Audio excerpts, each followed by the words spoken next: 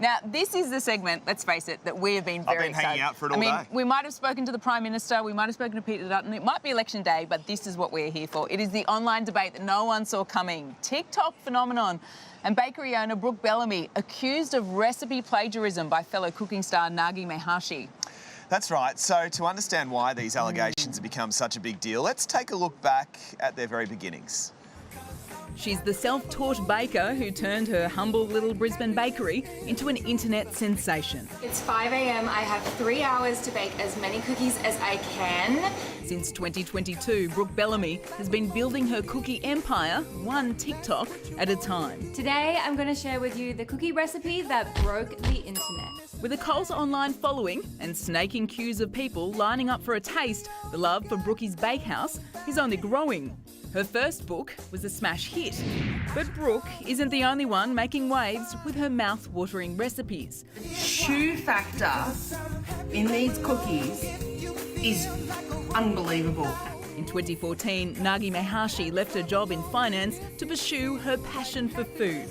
Fast forward to today, and Nagi is now the voice, cook and eater behind Recipe Tin Eats.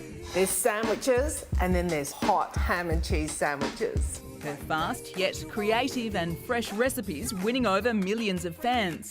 Proof of crunch. That's crunchy. Nagi released her own cookbook in 2022.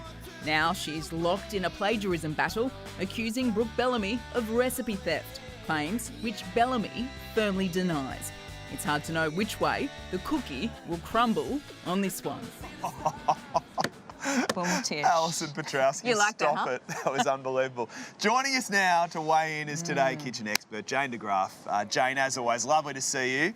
So, as someone who develops and shares recipes all the time, what do you make of this? It's a bit of a debacle, isn't it? Okay, look, it's a really tricky, thorny topic. The very nature of a recipe is that it's designed to be shared. It's a set of instructions so that you can copy what someone else has done. So the whole argument around where it came from and all that kind of stuff is almost a bit of a moot point for me, because recipes, like I said, by their very nature are designed to be shared, and they take on a life of their own beyond the creator once you put them out there. So, I mean, generations hand down recipes. You know, recipes go from generation to generation. Are you saying, essentially, Jane, that you think that copyright is defunct when it comes to recipes? Well, no, it's very hard to copyright a recipe because it is a list of ingredients and a set of instructions, and that's something that's actually very hard to patent or copyright. I won't get into the legal side of it, but you really can't claim ownership of a set of instructions, and that essentially is what they are. Having said that, there's an ethical side to this, and you shouldn't obviously just take someone's recipe and claim it as your own, but there's a certain sort of sharing of these things. Recipes and food are about sharing, and recipes don't develop in a vacuum either. They take inspiration from the world around them. They always have. That is the nature of food. There's a bit of a zeitgeisty thing that goes on where you see things and you're inspired by them, and they get blended into recipes and shared around families and stuff like that. But that's the nature of a recipe. It's supposed to be a set of instructions for other people to copy and follow. That's what they are. Okay, what do you make of the two caramel slices you've got in front of you? I mean, what do you think? Is there actually much of a difference? I'll tell you what I do think is they're absolutely delicious. And I actually went on and made a third caramel slice just to point out to you that caramel slices are all essentially quite similar. So I've got 3 here. And the thing is, there's only so many ways you can bake a cake, and there's only so many ways you can make a caramel slice. And for it to be a caramel slice, it needs to have its 3 layers. It's got to have its biscuit base. It's got to have its beautiful caramel in the middle. And it has to have the lovely chocolate on top. That's the nature of a caramel slice.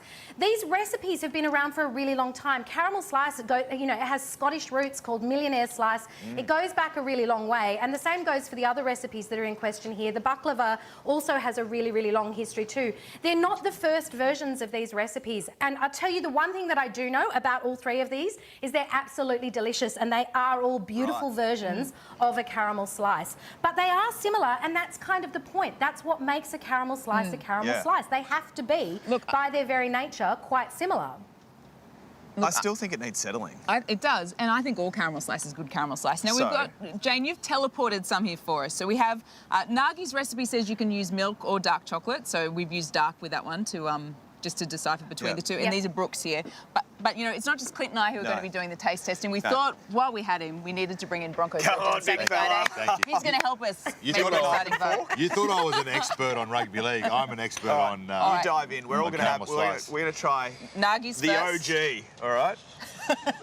You got to smell. You got to smell. Right, okay. Yeah, taste with your eyes and your nose on, first. Yeah, I'm getting This it. is yeah. so. This is Nagi. Okay. I mean, that's perfection. I can Oh. taste the love. Delightful. Thoughts? So good, right? Maybe a pinch of sea salt on top, just elevate it a little So bit. good. Look at you, Chef. And The the caramel's brookie. beautiful and Okay. firm, Go the which brookie. is what I Save love. that for later. Okay. All right, here we go. All right. We're going the milk All right. chocolate now.